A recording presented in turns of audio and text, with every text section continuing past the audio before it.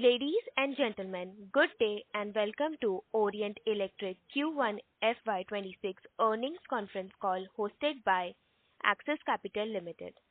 As a reminder, all participants' lines will be in listen-only mode and there will be an opportunity for you to ask questions after the presentation concludes. Should you need assistance during this conference call, please signal an operator by pressing star then zero on your touchtone phone. Please note that this conference is being recorded. Thank you. I now hand over the conference to Mr. Bhavani Kumawat from Axis Capital Ltd. Good evening, everyone. On behalf of Axis Capital, I welcome you all to Orient Electric Q1FY26 earnings conference call. Today, we have with us management represented by Mr. Ravindra Singh Negi, Managing Director and Chief Executive Officer, Mr. Arvind Vats, CFO, and Mr. Sambhav Jain, Head Investor Relations. We thank Orient Electric management for giving us the opportunity to host the call and would now like to hand over the floor to management for their opening remarks, post which we'll open the floor for Q&A. Thanks and over to the management. Thank you, Pari, and thank you, Bhavani. Good evening, everyone. A warm welcome to all of you to Orient Electric's Q1 FY26 earnings conference call. We hope you have the opportunity to review our financial results and earnings presentation, which are available on the stock exchanges and our company website. Q1 FY26 unfolded in a highly dynamic environment. At the start of the quarter, the sentiment across the electrical and consumer durables sector remained cautiously optimistic, underpinned by expectations of a broad-based recovery, infrastructure-led momentum, channel expansion across Tier 2 and Tier 3 markets, and a well-anticipated robust summer seasonal demand. However, the quarter presented notable headwinds for the industry. Contrary to the intense summer of 2024, India experienced relatively mild temperature levels. The phenomena started with the southern states and then continued across the rest of the country. Alongside this, the record-breaking rainfall in May, in a way, ended the summer before it even began. This unexpected climate shift disrupted the seasonal sales cycle and inventory planning across the industry. Additionally, a brief period of market softness was observed during heightened geopolitical tensions, temporarily affecting sentiment and market momentum. Despite these headwinds, Orient Electric demonstrated resilience and agility. We remained focused on agile execution, deepening market penetrations, and aligning our portfolio with evolving consumer preferences.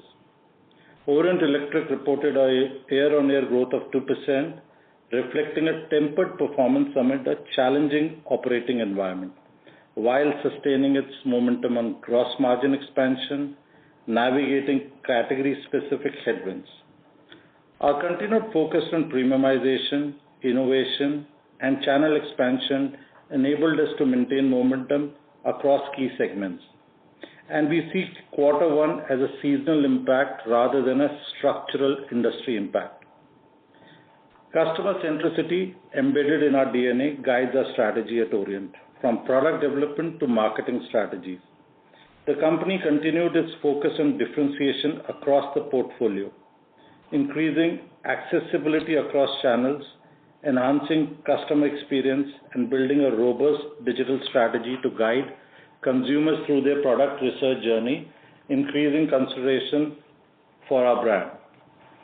Premiumization enabled us to elevate customer value, enhance brand perception, and deeper consumer engagements across our categories.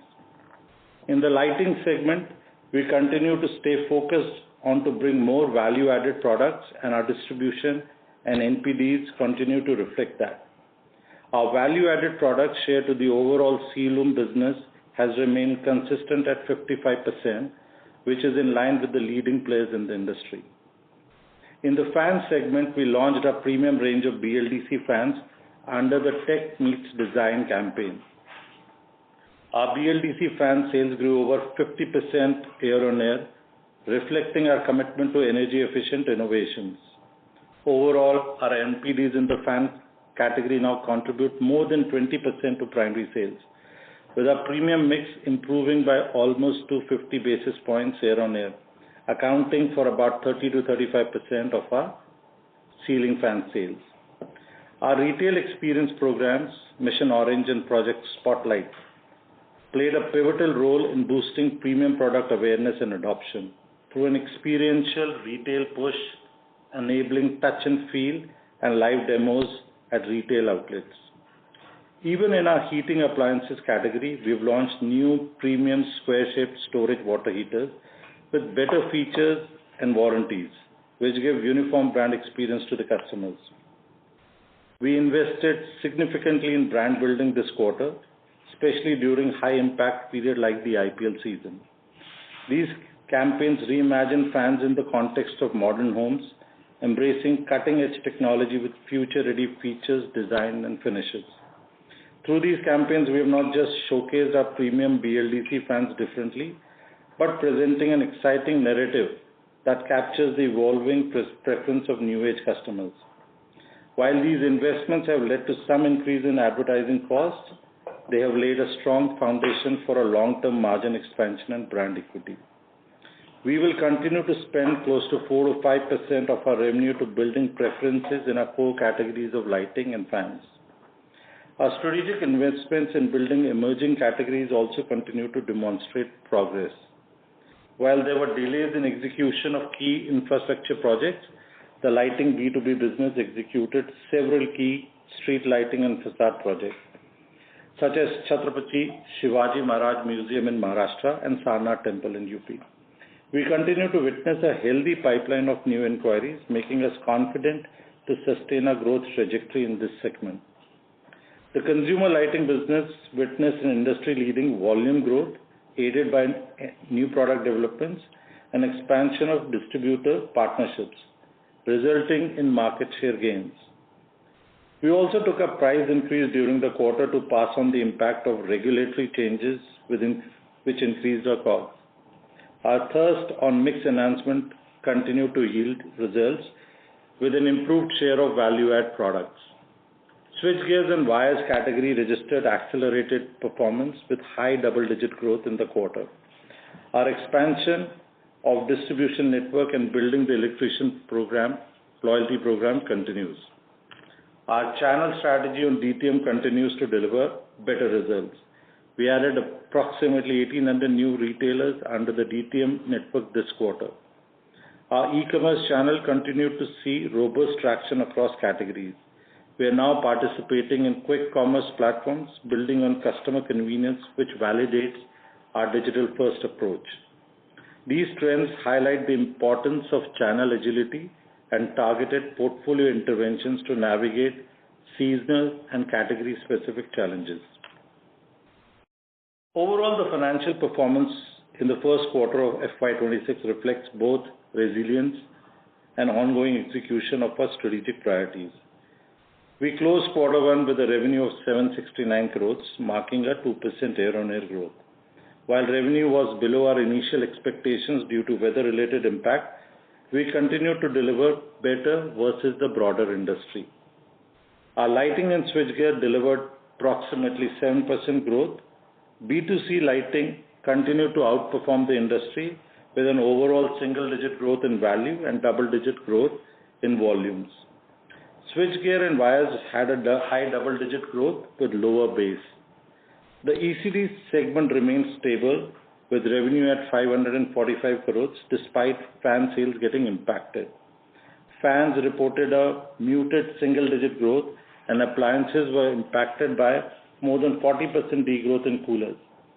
Water heaters witnessed double-digit growth. Our gross margins remain stable at 32.6 and we are in the 32 to 34 range, reflecting the benefits of channel optimization and a refined product mix. EBITDA stood at 46 crores, a 15% year-on-year increase, and the EBITDA margins expanded by 68 basis points to 6%. We remain committed to creating a stronger and relevant brand, and we will continue to spend in the range of 4 to 5% of our revenues to build a well-balanced portfolio. As seasonal headwinds begin to ease and our structural growth levers continue to gain traction, we remain confident in our journey towards achieving double-digit EBITDA margins. Project Sanchay, our transformation initiative, remained a key pillar of our cost efficiency strategy. In Q1, the program delivered a saving of 9 crores, underscoring our focus on disciplined execution and cross-functional synergy. Our working capital days stood at 25 days and a net cash position of 72 crores as of Q1 end. Looking ahead, we remain confident about the strategic levers we have put in place, with the festive season build-up likely to happen across channels in Q2 and likely improved consumer sentiment and spending. We are optimistic that festive period will give tailwinds to our categories. With this, I would like to open the call for questions. Thank you. Thank you very much. We will now begin the question and answer session.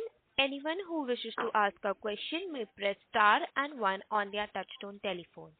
If you wish to remove yourself from the question queue, you may press star and 2. Participants are requested to use handsets while asking a question. Ladies and gentlemen, we will wait for a moment while the question queue assembles. The first question is from the line of Natasha Jain from Phillip Capital. Please go ahead. Thank you for the opportunity, and it's heartening to see the positive efforts playing out in your numbers, sir, especially in limiting the downside better than peers this time. I have 2 questions. First, while your EBITDA margin has risen, both your segment EBIT margins have fallen. So can we attribute this cost entirely to unallocated expense? And would that largely be the consultant cost, which was there in the last quarter's base but absent? And therefore, going forward, can we assume this as the runway?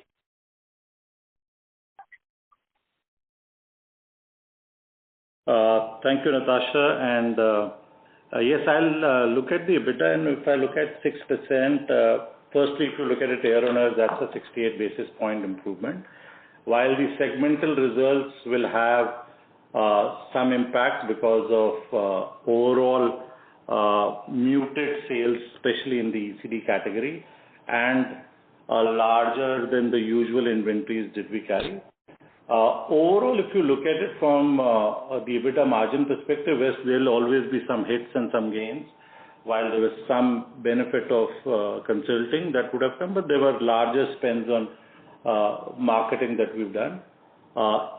And I've always given last time also I gave a guidance of saying that in the next 7 to 8 quarters, our efforts are to attempt and get to double-digit EBITDA margins. Our Q1 and Q2, which is the H1, sees a little lower than what we see in the H2 margins. And if you look at our overall cost and other things, in fact, all the efforts have been put to bring the cost under control. It's a factor of now getting the top line in, and we are well and true on our journey towards improved margins. Understood, sir. Thank you for that answer. And my second question is on your lighting segment. Now, while year-on-year comparison won't make sense, but on a QOQ basis, your EBITDA margin has improved very sharply. Given 1Q is seasonally a weak quarter, and especially one of your peers who is also into premium lighting reported margin decline on account of price deflation. Now, given that you also are exposed to COB and DOB, but your margins have been way better. So can you tell us how this margin improvement happened, and is it sustainable going forward? Natasha, I think, the house are slightly strategic in nature, but, broadly speaking, our complete effort on getting, the premium or a value add mix better or improved in our categories is what is helping us improve our margins. Secondly, as I said, we were slightly ahead of the curve from some of the other players in terms of passing on the price increase in the market, which happened due to the regulatory changes of ROHS compliance and other things. That helped us cushion any impact on the costs and other things. So I would attribute into that.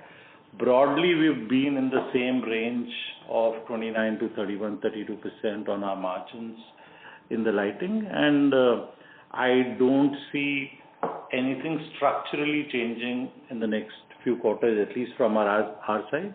If there is structural changes in industry that happens and if it impacts, that's something different. Great, sir. Thank you so much and all the very best. Thank you, Natasha. Thank you. The next question is from the line of Niransh Jain from BNP Paribas. Please go ahead. Yes, hi sir. Thank you for the opportunity. So my first question is regarding the channel inventory for fans particularly.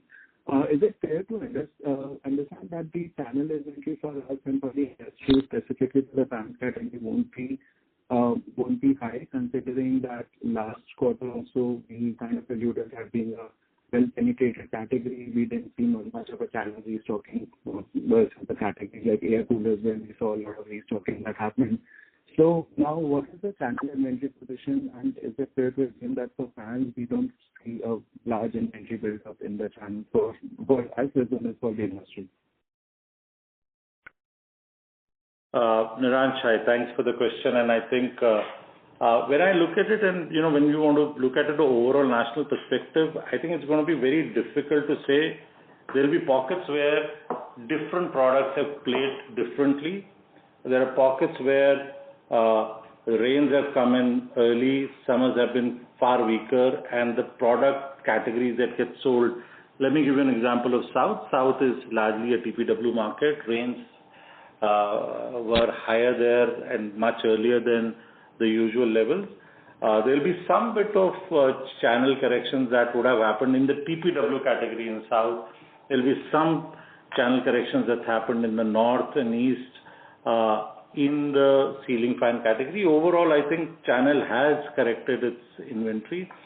More importantly, it's not just the fans. There is this whole commonality of channel between fans and coolers also. Cooler is an inventory which is still there in the trade, and I think that is a little bit of impact on the channel inventories. But otherwise, yes, in the fans, across the country in different regions, depending on the category being pushed, there is a little bit of channel inventory that could have got corrected in Q1. Got it, sir. And so my second question is on the on the ECD segment again. So did I get that correctly, that you took price hikes in the ECD also, or was it purely on the lighting segment? We did take a price increase in fans in April, and that was also a large bit of commodity fluctuations that was happening. But given the fact that there were huge amount of demand-supply gap, I think a lot of corrections or discounting or competitive pressures that kind of got diluted within the quarter only. Okay, because sir, just continuing to the previous question, because even I was wondering what explains this sharp 230 basis kind of a drop in the ECD margin, because the BLDC fan sales have surged 50%, our premium mix has improved to 50 basis, and we have taken price hikes also. So, and then there is no new factory expenses also involved in this quarter. Then what explains this 230 basis drop? I think the answer is the trade discounting that would have happened, right? Or is there anything else? No, the other is also, if you look at it from a marketing expense, it's up by almost 60-70 basis point versus last year. We had invested, and I said, typically 4 to 5% is what we will do in marketing. This quarter was about 5.5%, and we invested anticipating a very strong summers. We were committed to IPL spends, which I think in the long run has done the right thing to the brand equity, and it was a good platform to launch a new BLDC range, and the campaign, which was far more youthful and a very different campaign this season. Sure, sir, that's very helpful. But can I ask one more question at the time now? Niransh, maybe you can come back. Sure. We've got I'll come other back. callers. Sure, thank you. Thank you, Niransh.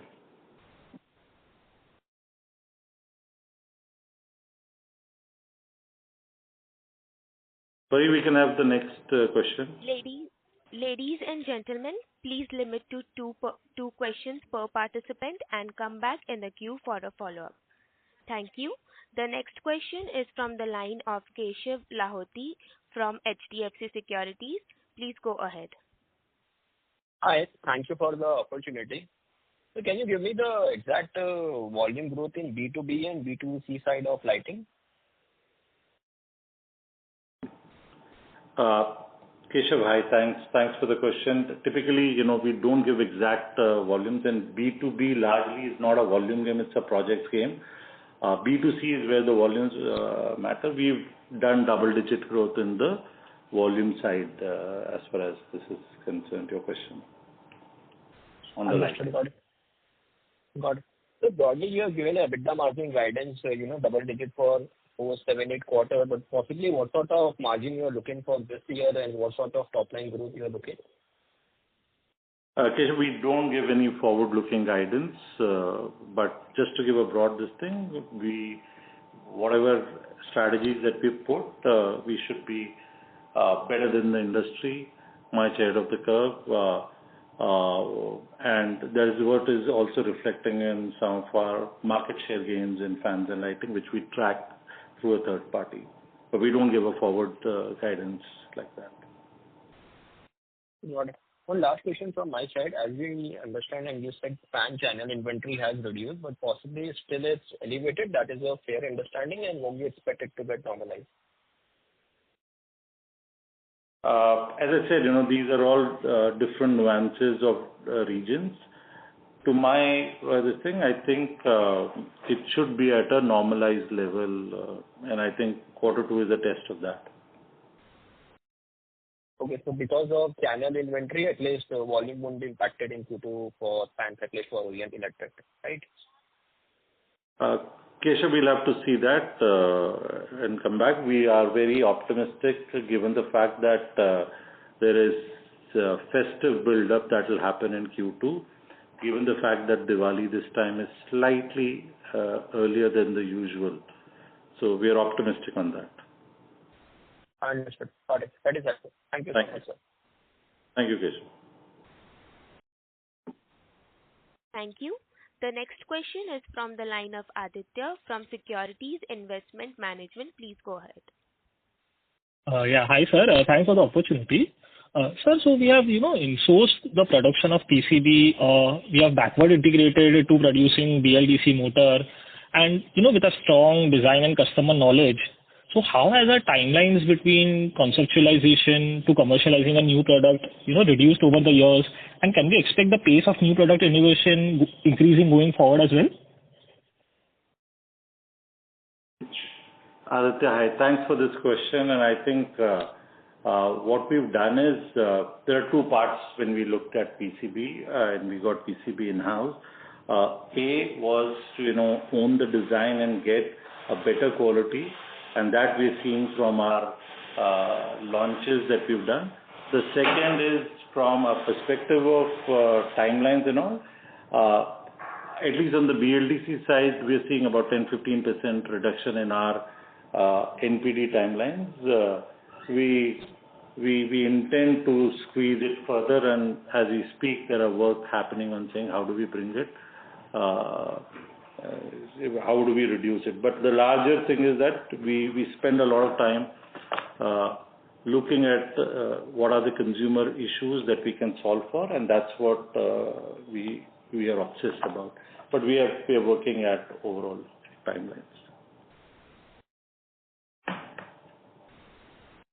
I hope that answers your question, Aditya. Sure, sir. Understood. And so, if we look at our annual report, so we have talked about, improving our service timelines. So if you could just help us understand qualitatively what are we doing to improve our servicing capabilities and how are we placed against competition in this regard? So have we reached their levels or there is still some catching up to do? So there are two things, a couple of things that we've done. The first thing is that across the markets, we've got almost about 12 states and larger areas which are directly serviced by us now. There are 19,000 out of the possible 19,700, 800 pin codes that we've serviced last year. We've used a lot of digital platforms, and we're kind of digitizing using AI bots on our consumer touch points. We measure the 24-hour TATs, and we measure the 48-hour TATs. In some of the cities in the peak seasons and category specific, we also look at 8-hour TAT. So those are things that we've done. I can't share the TAT numbers and other things, but our TATs or turnaround times within those specified have improved dramatically. We've put a lot of efforts to get our digitization and bots put at the customer touch points. We've also, as management, started a program called Samvad, where we listen to consumer voice, and that's the core of what we are wanting to build. Is a very consumer-centric. We want to understand, hear the voice of the consumer, and that's the large effort that we're doing. But overall, from a service point of view, we've seen sharp improvements. We're getting that feedback also from the consumers, and we are, as we go, it's a continuous journey that we do. And we've put our service partner network is almost 1,000 plus, service partners, which make sure that these 19,000 pin codes are adequately serviced and looked at. Understood. But sir, how do we fare against competition in this regard? So, is there still some work to do, or we are on par with them? So Aditya, it'll be unfair for me to comment on it. When I talk about market shares and other things, we don't put it from our perspective. We looked at third-party data. Unfortunately, in the service, there is no third-party data which benchmarks, or at least we don't subscribe to these reports which benchmarks us. My feel is that from a consumer, and we look at from a consumer perspective, my customers seem to be acknowledging the improvement in our service, and that's what we track it. Got it. And so just two bookkeeping questions. If you could give me the lighting business, what is the B2B and B2C mix? Given the fact that we are restricted to 2 questions, you can come back to the queue, and I'll take more questions from you later. Sure, sir. Thank you.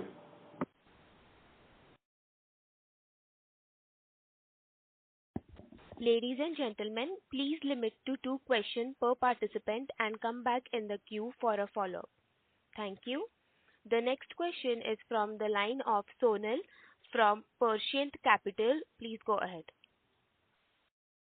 Hi, sir. This is Sonal from Orient Capital. I hope I'm audible. Yes, Sonal, we can hear you. Sure, sir. Thanks for taking my question. So first, I wanted to understand on the ECD business, if we look at the EBIT margins for Q1/25 and this quarter, could we attribute the reason for a dip in EBIT margin? If you could just qualitatively explain the reason for the same. I think I answered this question. I think Keshav stroke Niranj, somebody had asked. There were a couple of things. Obviously there was this inventories which have gone in. There was marketing expenses which have been much higher than the usual. There is almost a 70 basis point extra that we've spent. The top line's not happened the way we were supposed to happen. So there are a lot of factors which are there. But by and large, as I said, it's largely an external impact, not a structural impact which is going to bring the margins down. Obviously, the other factor was also competitive pricing pressures. While we did take a price increase in April, but the benefits of that got kind of marginalized due to pricing pressures. So there were multiple factors. If I were to give you a holistic view, these were the factors which would have impacted. Is there anything structurally impacting? No. We continue to focus on premiumization. Our NPDs now contribute more than 20% of our business, and structurally we are on the right direction. So it's a blip in the margins is what I feel. And obviously, one more thing is on the ECD margins, coolers minus 40% and above. that's a one-time impact that the industry will go through. So given demand, hopefully it recovers, these margins should restore to higher levels, as there's nothing structural essentially. Yeah, we anticipate that. Got it. Sir, my second question is with regard to BLDC, and as an end user as well as I think as a shareholder, I think what we've understood is that Orient is actually working very hard to have a good list of products at the entry level as well as the premium level compared to the competition. So not taking lead, but where are we in terms of our like-to-like products vis-a-vis other 2-3 leading players in the BLDC fan? Are we there in terms of product pricing specifications, or there is some work to be done there? Just wanted to understand that. So there are two kinds of, one data point that I'll put across is saying if we've grown by 50% year-on-year on BLDC, which means there is traction which is coming in. We've launched almost 80% of my new launches are on BLDC. I don't know whether you're an end user or not, but I would encourage you to look at some of our new launches, whether it's Aeon. I am, sir. I am. I did, and I served the market last quarter. That's why I was asking this. Yeah, that's all. No, and I'm sure you will appreciate the new designs and the minimalistic aerospeak that we've launched.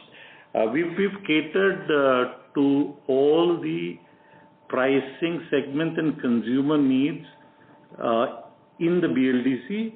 On top of our designs and aesthetics, we've also said, look, fans are an integral part of your design requirement or a lifestyle requirement. We've launched almost 40 colors, and some of them are very nice, well-researched colors where we've gone to the architects, designers, consumers, and picked it up from there. So we continue to do well in this segment, and it's a continuous journey, and you'll see more of it coming from our side. Got it, sir. All right. Thank you, sir. I'll fall back in the queue. Thank you. Kunal, thank you for being a loyal Orient customer. Thank you, sir. Yeah. Look forward. Thank you. Thank you.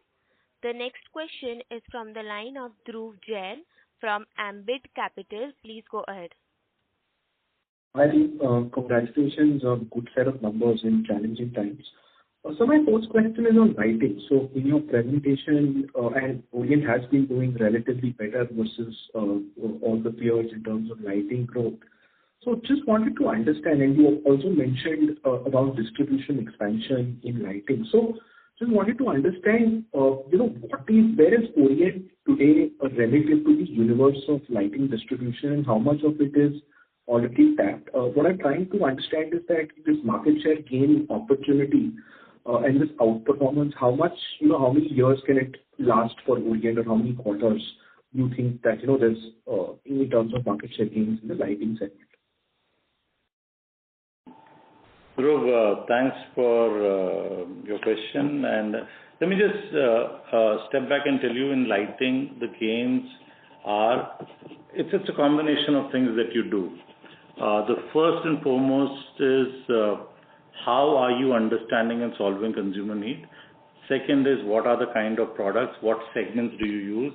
The third is a combination of technology and NPDs that you bring in. And the fourth, which supports all of this, is accessibility, and which is where the distribution is happening. And I think if I were to go by a third-party data, we are improving on our numeric distribution. We are improving on our weighted distribution. But I think if I were to compare with leaders, I think we still have a distance to go. Some of the markets in some of the states where we've done well and caught up on our numeric and weighted distribution, there are some regions in the country where we still have a work to do. And I think that's a task that we've already defined well for ourselves, and we continue to expand on numeric and weighted both. But it's a combination of what all that we do and what we bring on to in a holistic manner that will give us the market share gains. While the industry is reeling under the price erosion, we believe that what we have as an approach should help us gain and continue to gain market shares and values there. Sure, sir. And when do you think that this price erosion will continue? It's been plaguing the industry for quite some time, but are you seeing signs of this bottoming anytime soon? Dhruv, as I said, we took a price increase in May. That has helped us in navigating some of the pricing pressures. How long will it last? As an industry, I was hoping that it should taper down. I think the rate of price erosion will now slow down, and we should see some of the slowdowns to come in. The good part for us is that we are getting volumes, and look at this. If you gain volume, then you get market share. When the price erosion slows down, that whole volume to value ratios will improve, and that should give us further gains, at least on the value terms. So we are optimistic about that. So my second question is on the Hyderabad plant. So obviously you've made a very large investment there. So just want to understand from a 3-year perspective, how much will it add to your insourcing level? So if you can just give us the data point in terms of where you are in terms of fans insourcing, and after the Hyderabad plant is fully scaled up, where Orient's overall fans insourcing will be, and how much of it can add to margins as well. Thank you so much. So Dhruv, between in-house and outsource, we don't disclose the data points. But as I said in the last call also, we've scaled up well. There is this whole ecosystem of our strategic suppliers who moved with us to Hyderabad. Till last quarter, when we were building up inventories for the season, almost 50% of our TPW was coming from Hyderabad. We've had a little bit of, and industry's had a little bit of slowdown, but that's a one blip. But in the next 3 years, we put enough capacities to take care of our next 3 years requirement to outpace the industry. So at our peak capacity, we do see cost benefits to come in, and that will all start reflecting in our margins. But the question is for the industry to start coming back to the growth, volume growth, which got impacted in a season like this. But we are optimistic that season would start building up now. And then there is the ratcheting, ceiling fan ratcheting, which will happen on 1st of Jan. So that should start seeing some volume growth for the industry. Great. Thank you so much, and all the best. Thank you.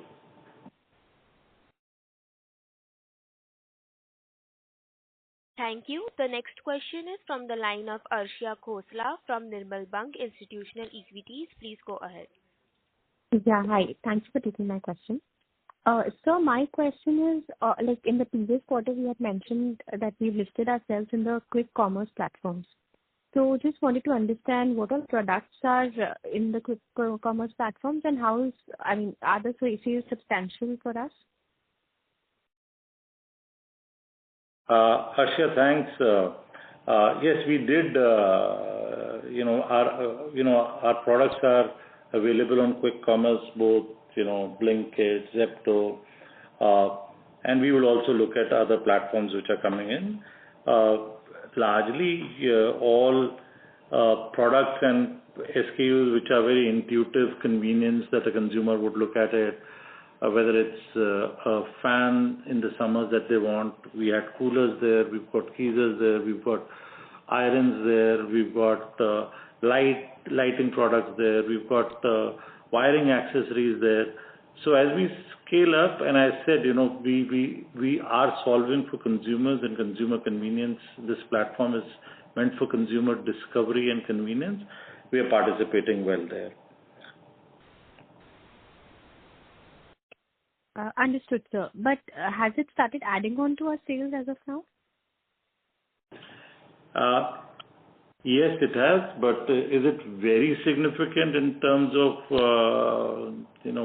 if your question is that if it's quite like FMCG and especially the staples, it may not be that for the industry as of now, but we do see this as a platform where consumers will look at some of the categories or some of the products where convenience and here and now is required. Understood, sir. That's helpful. Thank you. Thank you, Asha. Thank you. The next question is from the line of Shiv Kumar Prajapati from Ambit Investment Advisor. Please go ahead. Yeah, hi. Thanks for having my question. So my first question is, given our GTN success in South and upcoming rollout in few more zones, what has been the observed retailer churn rate from competitors, say Crompton or Usha or some other players? Shiv, thanks for the question. And what you don't look at is the churn because most of the retailers are multi-brand outlets. What you look at is the counter share. And we are seeing and when I get a better market share, my counter shares go up. So we see three parameters when we look at a success and which are lead indicators for our output of market share: ND, WD, and counter share. And all three, when we do this, we look at these lead indicators. When these lead indicators needle starts to move up, we know that the market share will go up. So it's not the churn that happens, you get a slightly better counter shares. Okay. And so given this strategy is, live in multiple states, so how are we measuring our cost to serve or say order fill rate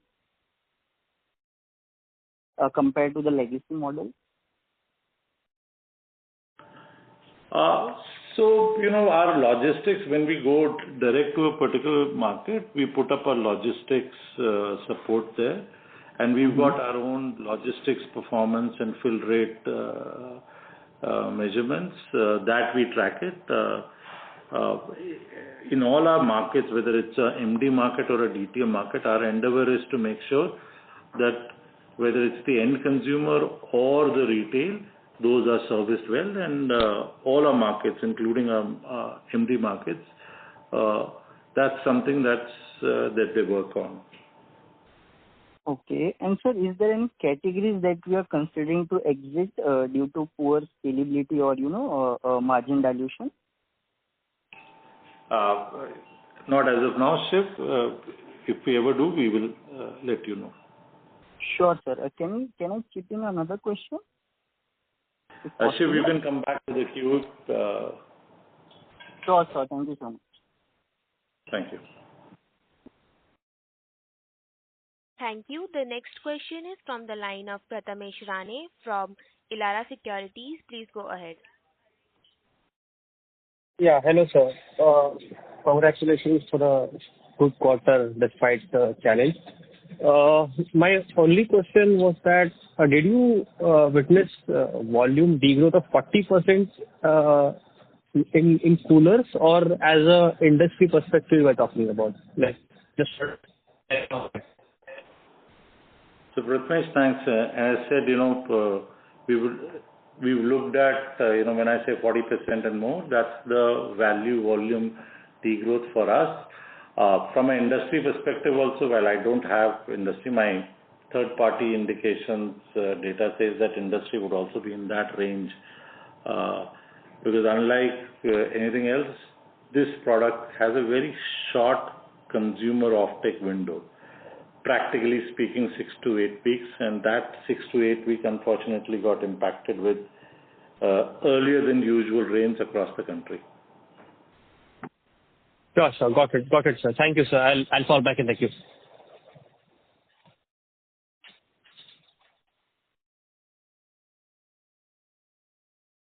Thank you. The next question is from the line of Nikhat Kaur from Dollars Capital. Please go ahead. Thank you for taking my question. So my question is regarding solar products. So solar products is gaining a lot of traction. So are we looking to enter any solar product category? And my second question is regarding the BEE transition. Now that the fans industry will see a BEE transition from 1st Jan. So are we expecting any kind of disruption or any kind of price increases ahead of the BEE energy change? So Nikhil, thanks. As we speak, we have some of the solar products in our lighting, both from a B2C perspective and from a B2B perspective. We have solar products there. Getting into more solar products, which are from an end consumer perspective, we keep evaluating that. If the question is that are we going to get into solar category, maybe not as of now. Your second question was on the ratcheting or the BE star rating ratcheting, which will happen on 1st of January. We've got 5 months and we're preparing our complete action plan to make sure that there is no disruption or the least disruption that happens. Yes, when the ratcheting happens, which is basically a 2-star will become 1-star and a 1-star will become 0, there will be some price increase or a cost increase that will happen. It will get passed on to the consumers. So there is still 4-5 months as an industry, hopefully, because when the first time the star rating happened, we went through a learning. I think those learnings will come handy. As we speak, we are preparing for the ratcheting. And that, just to clarify, that's only in the ceiling fan. Okay, sir. Thank you. Thank you. The next question is from the line of Neeraj Kambekar from Propestro Tree. Please go ahead. Hello, sir. Am I audible? Hello? Yes, Neeraj. Yeah, Neeraj, you are audible. Yeah, sir. So you mentioned that there is a flat demand in fans due to unseasonal rain, but at the same time, the number of new houses are built is going up. So why our sales growth is low, and was it because of more competition?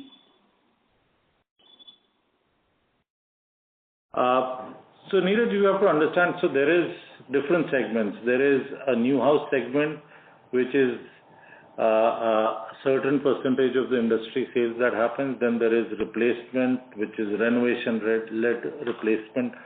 That's another percentage of the overall sale. And then there is a large upgrade stroke,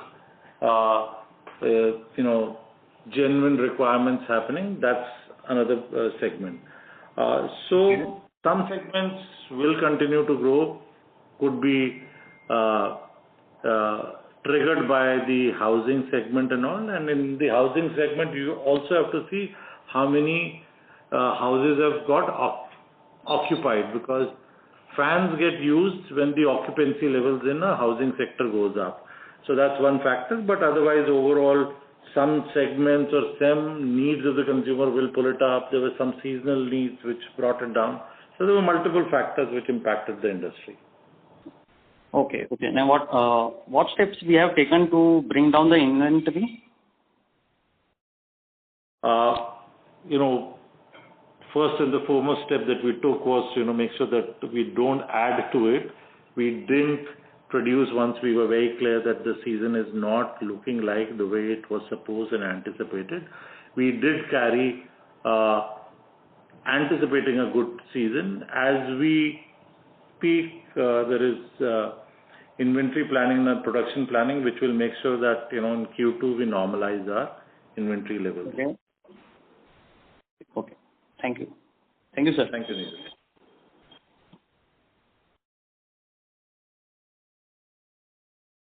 Thank you. Ladies and gentlemen, please limit to one question per participant and come back in a queue for a follow-up. The next question is from the line of Niransh Jain from BNP Paribas. Please go ahead. Hi, sir. Thank you for the opportunity again. So my question was more from a long-term perspective, and specifically on the ad spend. You said that we'll continue to deliver ad spend at like 4 to 5% of sales. So my question has been that we have seen the ad spend growing higher than the top line growth over the years, and I think the idea has been that over the years it should ideally be like drop down as a percentage of sales as we start like as our brand get more recognized and more customer acceptance. So, but how do we look at it in terms of keeping the ad spend at a higher level to drive our sales? So in that case, our endeavor to cater to like to get to the double-digit margin will keep on getting pushed further. Just wanted your thoughts on this. Niransh, thanks for this question. And I think, while we look at double digits, it's an output. You have to look at what are the inputs that we're wanting to trigger. And one of the inputs that we've been wanting to trigger is saying, how do we have a balanced portfolio? How do we get some of our other categories to do much better than what they're doing? And in that direction, lighting was one of the identified one, and we are seeing the traction happening there. We're wanting to build a brand which is a larger consumer-centric brand and not just fans only. And that's where the marketing spends will go to build core categories of lighting, fans, and into some of the new categories that we're pushing our efforts on. And once that happens, as a percentage, it will come down. Both in the B2B and B2C side, we will remain far more connected as a brand in the minds of the consumer. Sure, sir. Sir, secondly, I wanted to also check, did we see any slowdown in the B2B lighting specifically in this quarter? Because I was just wondering that we have seen double-digit growth in switchgear wires, and then B2C also probably like a low single-digit growth. So in that case, I mean, we are seeing some moderation on a quarter basis on lighting, especially in the government capex also was on a higher side. So what explains this slight quarter-on-quarter decline? I mean, are we seeing a slowdown in the B2B for us? There was some slowdown in some of the government-led infrastructure projects, but we see it as temporary. And I think, as I said, there was this temporary sentiment that went down, or there was a little bit of hold during May when there were geopolitical tensions. But we do expect these to come back now. Sure, sir. That's very helpful. Thank you, and all the best. Thank you, Niransh. Pari, we'll take one more question. Thank you. The next question is from the line of Shiv Kumar Prajapati from Ambit Investment Advisors. Please go ahead. Yeah, thanks for taking my question again. So, I have a couple of questions. Are we exploring any export opportunities for our new product categories, say wires and cables or BLDC fans? Shiv, yes, at least on the fan side, different categories, including markets where energy efficient fans are there. As we speak, we do keep exploring markets, and we'll continue to do that. For wires, we are wanting to first build up domestic capabilities, and then we look at wires. Switchgear, obviously, we do export some bit, and we continue to make our efforts to make sure that some of our switchgears get more traction on the export side. Okay, got it, sir. And sir, how do we see Orient's position evolving in the next 3 to 5 years? Is it as a multi-category volume player or as a high-margin premium brand player?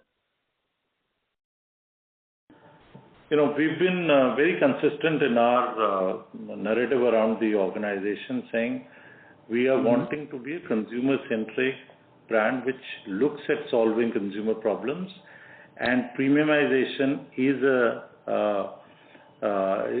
strategy that we're building. We'll have a well-balanced portfolio, and the premiumization effort, which is yielding some results, is giving us the confidence of moving towards a double-digit margin. Are we going to be a value for money volume brand, definitely no. Okay. And sir, given the emerging categories, say wires or switchgear at a nascent stage, how do we prioritize our capex and the marketing spend across these verticals? So right now, as I said, our marketing monies are now building two core categories, strengthening our fans category and all the efforts that we're doing on the premiumization on the fan side, and then building lighting. While we do this has a One Orient as a mother brand impact, which will have a trickle-down impact on the emerging categories. So emerging categories will have a differentiated spends to be done, maybe at the retail visibility, and at a due course when we start seeing volumes there, we will then take it at a larger level. Thank you. Ladies and gentlemen, that was the last question for today. I now hand over the conference to management for closing comments. So thank you everyone. Thank you for your questions. It keeps us on our toes, and thank you for the encouragement. We look forward for some revivals to happen, and we are very optimistic given the fact that there is festive rebound that we hope to see. Thank you so much, Pari and Bhavani, for conducting this. Have a good evening. Thank you so much. Thank you. On behalf of Axis Capital Limited, that concludes this conference. Thank you for joining us, and now you may disconnect your line.